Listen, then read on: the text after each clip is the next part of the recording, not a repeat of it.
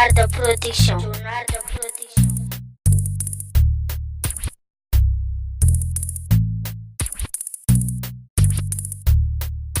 Riva oka malagasy enoza ho anambara John Ward laparay ambelaza ho hitantara zao malagasy mama malagasy baba somary fotsifotsy maso garagara solo tenany bogosy boka gasikara zao tsy voavidimbola nata jusqu'à milliard avec style américain fa tsy manana dollara fa ko mifanena zao omele fanajana ze mahita zao jiaby manontany olombelo fo mahiny sa anjely latsika antany anjely latsika antany zany tsisy etoany ataovy toe tsara ko tsy zana vela hoany manambara zava-misy fa tsy natao hipoera natazao misy dera fa toujours célibataire de mahereza to natanao tsy bogosy tadidile targetra mec ne jamais moche tsisy kara zao ko mbolela bogosy manafo tsy mba tetra avec carposy sako fa mandalo ha mamono lolo fa mijaby lasa dala minimum anaky folo tsisy kara zao ako mbolela bogosy misy clans vazana avec carposy rozaloha amizany la ultibe wera tsy rara iko zany fa bangoko postera anaty fonde hoany haiko fa marary izy ty tsy fananiko fa kabarin-janahary. Oh my god! Mamoze mahita Tsisy karanao io tsy mety vita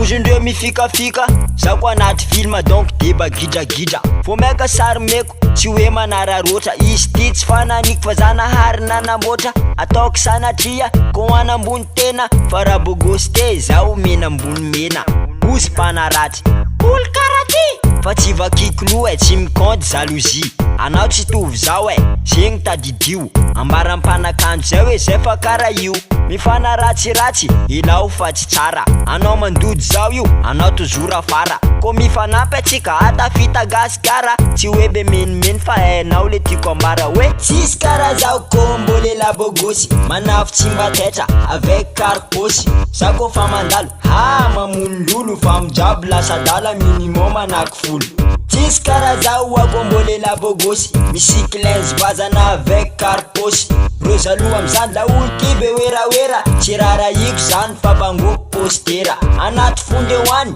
haiko fa marary izy ty tsy fananiko fa kabarin-janahary.